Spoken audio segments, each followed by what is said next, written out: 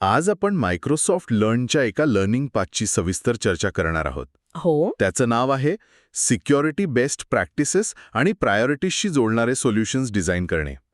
नाव जरा मोठं आणि अवघड वाटतं. खूपच. मला माहितीये, नाव ऐकून वाटतं की आपण कुठल्या तरी सरकारी योजनेबद्दल बोलणार आहोत, पण काळजी करू नका. नाही. सोप्या भाषेत सांगायचं तर आज आपण एक अभेद्य सायबर सुरक्षित किल्ला कसा बांधायचा हे शिकणार आहोत. आणि हा लर्निंग पाथ म्हणजे त्या किल्ल्याचा नकाशाच आहे. अगदी बरोबर. आणि हा किल्ला महत्वाचा आहे, कारण आज आपलं सगळं आयुष्य, आपला व्यवसाय, आपलं काम सगळंच डिजिटल जगात आहे. हो, सगळं काही ऑनलाईन आहे. अशा वेळी तुमची माहिती सुरक्षित ठेवणं हे फक्त एक चांगलं कुलूप विकत घेण्यासारखं नाहीये. हे म्हणजे घरासाठी एक संपूर्ण सुरक्षा योजना बनवण्यासारखं आहे. अच्छा. कुठे भिंती असाव्यात, कुठे गुप्त मार्ग असावा, या सगळ्याचा विचार करावा लागतो. हा लर्निंग पाथ आपल्याला तोच विचार करायला शिकवतो. आणि यात एकूण 4 मॉड्यूल्स आहेत, बरोबर? हो, जणू काही या किल्ला बांधणीचे 4 महत्वाचे टप्पे आहेत. चला तर मग या किल्ल्याच्या नकाशाचा पहिला भाग उघडून बघूया आणि पायाभरणीला सुरुवात करूया. चला. पहिला मॉड्यूल आहे झिरो ट्रस्ट आणि बेस्ट प्रॅक्टिस फ्रेमवर्कची ओळख. आता बेस्ट प्रॅक्टिस हा शब्द आपण खूप ऐकतो. हो, सारखा येतो हा शब्द. हे म्हणजे आपल्या आजीच्या हातच्या पुरणपोळीच्या गुप्त रेसिपीसारखं आहे असं म्हणतात. अनेक वर्षांच्या अनुभवातून तयार झालेली हमखास यशस्वी होणारी पद्धत. पण सायबर सुरक्षेमध्ये याचा नेमका अर्थ काय? तुमची पुरणपोळीची उपमा एकदम चपखल आहे. सायबर सुरक्षेमध्ये बेस्ट प्रॅक्टिस म्हणजे त्या चुका टाळणं ज्या इतरांनी आधीच केलेल्या आहेत. आणि ज्या खूप महागात पडल्या आहेत. अगदी. हे म्हणजे असं आहे की इथे खड्डा आहे, सांभाळून चाल, असं सांगणारे एक अनुभवी वाटाड्या. आणि या रेसिपीमधला एक महत्वाचा नियम म्हणजे झिरो ट्रस्ट. Zero trust. नावावरूनच वाटतंय की इथे कोणावरही विश्वास ठेवायचा नाहीये. अजिबात नाही. कल्पना करा, आपल्या घराला फक्त मुख्य दाराला एक मजबूत कुलूप आहे. पण एकदा का कोणी चोर ते कुलूप तोडून आत आला की त्याला घरात कुठेही फिरायला मोकळीक आहे. हो, बेडरूम, तिजोरी, सगळीकडे. जुन्या सुरक्षा पद्धती अशाच होत्या. बरोबर. झिरो ट्रस्ट मॉडेलमध्ये काय होतं, तर घराच्या आतल्या प्रत्येक दाराला कुलूप असतं. तुम्हाला बेडरूममध्ये जायचंय, आधी तुमची ओळख सांगा. किचनमध्ये जायचंय, पुन्हा ओळख सांगा. हो. याचा सरळ अर्थ आहे, नेटवर्कच्या आत असो वा बाहेर कोणावरही विश्वास ठेवू नका. प्रत्येकाची ओळख प्रत्येक वेळी तपासा. हे ऐकायला तर खूप सुरक्षित वाटतंय, पण ह्यात एक व्यावहारिक अडचण नाही का? म्हणजे मला माझ्याच घरात प्रत्येक खोलीत जाताना जर सारखं ओळखपत्र दाखवावं लागलं तर मी वैतागून जाईन. हा बरोबर आहे. कर्मचाऱ्यांच्या कामात यामुळे अडथळा येणार नाही का? सुरक्षा आणि सोय यांच्यात संतुलन कसं साधायचं? खूप महत्वाचा मुद्दा आहे हा. आणि इथेच तंत्रज्ञान मदतीला येतं. सतत पासवर्ड विचारण्याऐवजी सिस्टीम आपोआप अनेक गोष्टी तपासते. जसं की उदाहरणार्थ, कर्मचारी कोणत्या ठिकाणाहून लॉग इन करत आहे, तो नेहमीच्याच कॉम्प्युटरवरून काम करत आहे का, तो कोणती फाईल ॲक्सेस करायचा प्रयत्न करत आहे. अच्छा. या सगळ्या माहितीच्या आधारे सिस्टीम धोका ओळखते. जर सगळं काही नॉर्मल असेल तर त्याला काहीही त्रास न होता प्रवेश मिळतो. पण जर काहीतरी संशयास्पद दिसलं, जसं की कोणीतरी दुसऱ्या देशातून लॉग इन करतंय, अगदी, तरच त्याला अतिरिक्त ओळख पटवायला सांगितली जाते. त्यामुळे सुरक्षाही साधते आणि कामात अडथळाही येत नाही. अच्छा, म्हणजे हे एका हुशार सुरक्षा रक्षकासारखं आहे, जो ओळखीच्या लोकांना त्रास देत नाही, पण अनोळखी व्यक्तीला पाहिल्यावर लगेच सतर्क होतो. एकदम बरोबर. याच मॉड्यूलमध्ये MCRA, CAF आणि WAF यांसारख्या काही फ्रेमवर्कचाही उल्लेख आहे. ही काही गुप्त नावं आहेत का? गुप्त नाहीत, पण हे त्या किल्ल्याच्या बांधकामाचे वेगवेगळे नकाशे आहेत असं समजू शकता. ओके. पहिलं आहे CAF, म्हणजेच क्लाउड अडॉप्शन फ्रेमवर्क. हे तुमचं संपूर्ण ऑफिस किंवा कंपनी एका नवीन डिजिटल जगात म्हणजे क्लाउडवर सुरक्षितपणे कशी हलवायची याची स्टेप बाय स्टेप गाईड आहे. म्हणजे हा संपूर्ण प्रवासाचा नकाशा आहे. हो. दुसरा आहे WAF, म्हणजेच वेल आर्किटेक्टेड फ्रेमवर्क. हे क्लाउडमध्ये एक नवीन, मजबूत आणि सुरक्षित घर बांधायचा ब्लूप्रिंट आहे. आणि तिसरं MCRA, म्हणजे Microsoft cyber security reference architecture. हे त्या घराचा सुरक्षा प्रणालीचा म्हणजे वायरिंग, कॅमेरे यांचा अतिशय तपशीलवार नकाशा आहे. वाह. हा पहिला मॉड्यूल आपल्याला शिकवतो की कोणता नकाशा कधी आणि का वापरायचा. ठीक आहे. तर पहिल्या मॉड्यूलमध्ये आपण या 3 महत्त्वाच्या नकाशांची आणि झिरो ट्रस्ट या पायाभूत नियमाची ओळख करून घेतली. आता जरा खोलवर जाऊन बघूया की हे नकाशे वापरायचे कसे. हम्म, सुरुवात CAF आणि WAF पासून करूया. दुसरा मॉड्यूल याच नावाचा आहे, CAF आणि WAF शी जुळणारे सिक्युरिटी सोल्युशन्स डिझाईन करणे. हो. आता आपण प्रत्यक्ष आराखड्यावर काम करत आहोत. CAF म्हणजे क्लाउड अडॉप्शन फ्रेमवर्क. त्या कंपन्यांसाठी आहे ज्या अजून क्लाउडवर नाहीत किंवा नुकतंच स्थलांतर करत आहेत. ओके, म्हणजे शिफ्टिंग करणाऱ्यांसाठी. हो. हे एका शहरातून दुसऱ्या शहरात घर शिफ्ट करण्यासारखं आहे.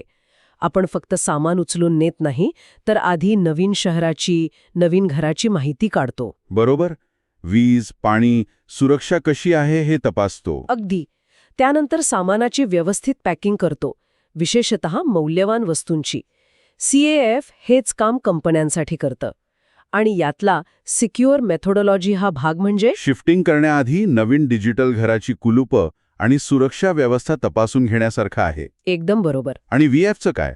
जर एखादी कंपनी CAF वापरून स्थलांतर करत असेल, तर त्यांना VFची गरज कधी पडते? हे दोन्ही एकत्र कसे काम करतात? उत्तम प्रश्न. CAF हा स्थलांतराचा प्रकल्प आहे, एक धोरण आहे. पण स्थलांतर करताना किंवा स्थलांतरानंतर तुम्ही जे काही नवीन बांधकाम क्लाउडवर कराल, मग ते एखादं ॲप असेल किंवा वेबसाईट असेल. हो, ते बांधकाम मजबूत आणि सुरक्षित आहे की नाही हे WAF तपासतं. WAF हे एका चांगल्या आर्किटेक्टसारखं आहे, जो घर बांधताना 5 गोष्टींवर लक्ष देतो. 5 गोष्टी कोणत्या? खर्च, कार्यक्षमता, विश्वसनीयता, कार्यप्रणाली आणि सर्वात महत्त्वाचं सुरक्षा. सिक्युरिटी. हो, हा मॉड्यूल आपल्याला त्या सुरक्षितेच्या स्तंभावर लक्ष केंद्रित करायला शिकवतो.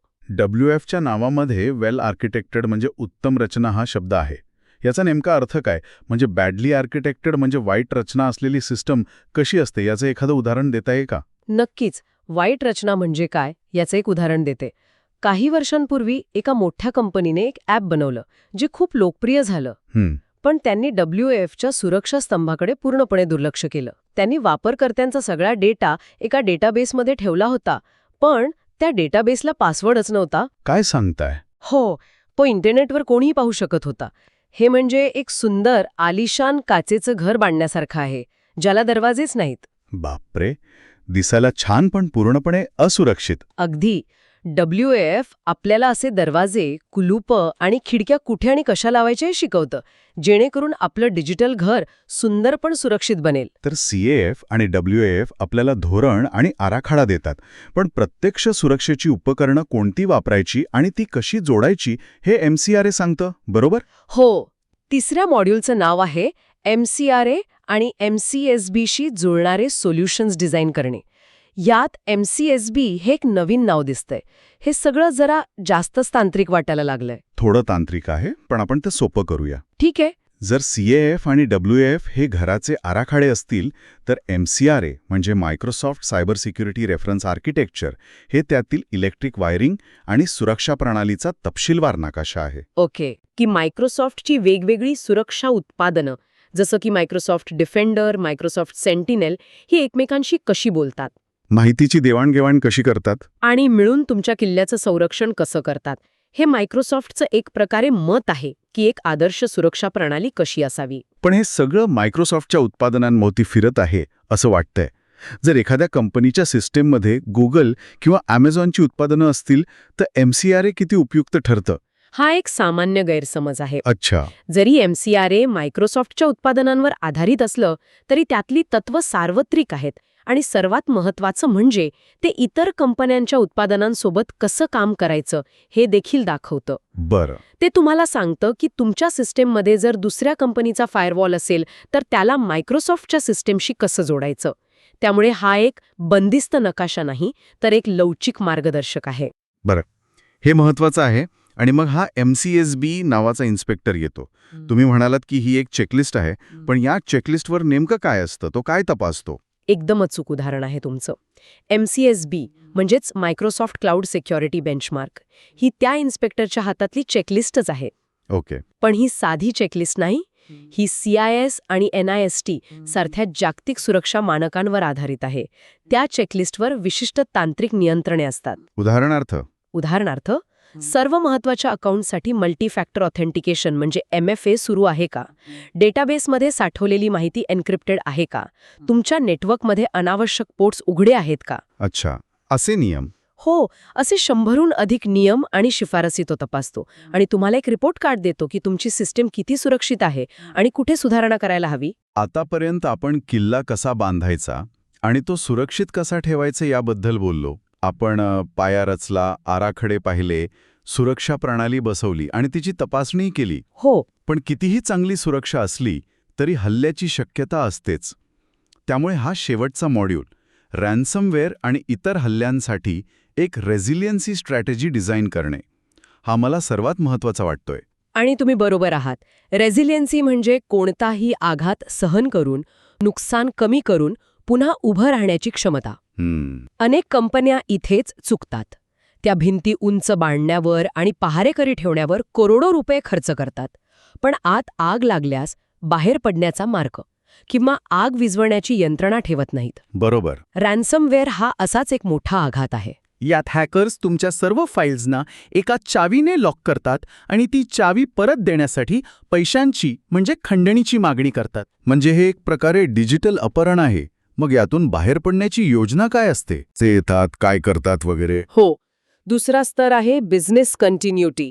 म्हणजे हल्ला झाला तरी आपलं महत्त्वाचं काम कसं सुरू ठेवायचं. आणि तिसरा, सर्वात महत्त्वाचा स्तर आहे सिक्युअर बॅकअप अँड रिस्टोर. बॅकअपबद्दल तर आपण नेहमीच ऐकतो. यात नवीन काय आहे? नवीन आणि महत्त्वाचा शब्द आहे रिस्टोर. मी तुम्हाला एक खरं उदाहरण देते. काही वर्षांपूर्वी एका मोठ्या बँकेवर रॅन्समवेअर हल्ला झाला. अरे रे. त्यांच्या IT टीमने अभिमानाने सांगितलं, काळजी करू नका, आमच्याकडे सगळ्या डेटाचे बॅकअप आहेत. पण काय, जेव्हा त्यांनी तो डेटा बॅकअपमधून परत मिळवायचा प्रयत्न केला तेव्हा त्यांच्या लक्षात आलं की त्या बॅकअप फाईल्स करप्ट झाल्या होत्या. बापरे. त्यांनी बॅकअप घेतले होते पण ते कधीच रिस्टोर करून तपासले नव्हते. सगळं नियोजन वाया गेलं. म्हणजे त्यांच्याकडे तिजोरी होती पण चावी बनावट होती. अगदी. म्हणूनच सिक्युअर बॅकअपपेक्षा सिक्युअर आणि नियमितपणे तपासलेली रिस्टोर प्रक्रिया जास्त महत्त्वाची आहे. हा मॉड्यूल तुम्हाला ती गुप्त आणि सुरक्षित तिजोरी कशी तयार करायची आणि आपत्कालीन परिस्थितीत गोष्टी पूर्ववत कशा करायच्या याचं नियोजन करायला शिकवतो. हे ऐकून अंगावर काटा आला. म्हणजे हल्ला झाल्यावर खंडणी द्यावी की नाही यावर काय मत आहे? हा खूप गुंतागुंतीचा प्रश्न आहे. अधिकृतपणे FBI सारख्या संस्था खंडणी न देण्याचा सल्ला देतात. कारण त्याने गुन्हेगारांना प्रोत्साहन मिळतं. हो, आणि तुम्ही भविष्यात पुन्हा लक्ष बनू शकता. शिवाय पैसे देऊनही डेटा परत मिळेल याची कोणतीही गॅरंटी नसते. पण दुसरीकडे जर एखाद्या हॉस्पिटलचा डेटा लॉक झाला असेल आणि रुग्णांचे जीव धोक्यात असतील तर त्यांच्यासमोर दुसरा पर्याय नसतो. बरोबर. त्यामुळे याचं कोणतंही सोपं उत्तर नाही. सर्वोत्तम उपाय म्हणजे स्वतःला अशा परिस्थितीत येऊच न देणं आणि त्यासाठी एक मजबूत बॅकअप आणि रिस्टोर योजना असणं अत्यावश्यक आहे. तर मग आजच्या या चर्चेचा एकूण अर्थ काय? आपण एका सायबर सुरक्षित किल्ल्याच्या नकाशापासून सुरुवात केली होती. आपण पायाभरणीसाठी झिरो ट्रस्ट सारखे नियम पाहिले. हो. CAF आणि WAFच्या मदतीने भिंती आणि इमारती उभारल्या. MCARAने सुरक्षा प्रणाली बसवली आणि शेवटी हल्ला झाल्यास किल्ल्याची पुनर्बांधणी कशी करायची याचंही नियोजन केलं. असं दिसतंय की एक चांगला सायबर सुरक्षा आर्किटेक्ट बनण्याचा प्रवास म्हणजे फक्त तंत्रज्ञान नाही, तर धोरण, रचना आणि आपत्कालीन व्यवस्थापन या सगळ्याचा विचार करायला शिकणं आहे. तुम्ही अगदी अचूक सार काढला आहे. कोणतंही एक जादूचं साधन किंवा एकच सॉफ्टवेअर तुम्हाला सुरक्षित ठेवू शकत नाही. बरोबर. तुमच्याकडे एक योग्य रणनीती CAF, एक मजबूत डिझाईन WAF, एक तपशीलदार तांत्रिक नकाशा MCRA आणि आपत्कालीन परिस्थितीतून बाहेर पडण्याची तपासलेली योजना असणं आवश्यक आहे. एक संपूर्ण पॅकेज? हो. हा लर्निंग पाथ तुम्हाला एक अभियंता म्हणून नाही तर एक आर्किटेक्ट म्हणून विचार करण्यासाठी आवश्यक असलेली सर्व साधनं आणि दृष्टी देतो. एवढं सगळं नियोजन आणि बांधकाम केल्यावर त्या सायबर सुरक्षा आर्किटेक्टला रात्री कोणती गोष्ट झोपू देत नसेल. कदाचित तो मोठा अत्याधुनिक हल्ला नाही जो त्यांना दिसतोय, तर तो एक सुरक्षित दरवाजा जो कोणीतरी चुकून उघडा ठेवलाय. अगदी बरोबर. विचार करण्यासारखी गोष्ट आहे नाही का, की आपल्या या अभेद्य किल्ल्यातला खरा धोका तंत्रज्ञानात आहे की ते वापरणाऱ्या माणसामध्ये.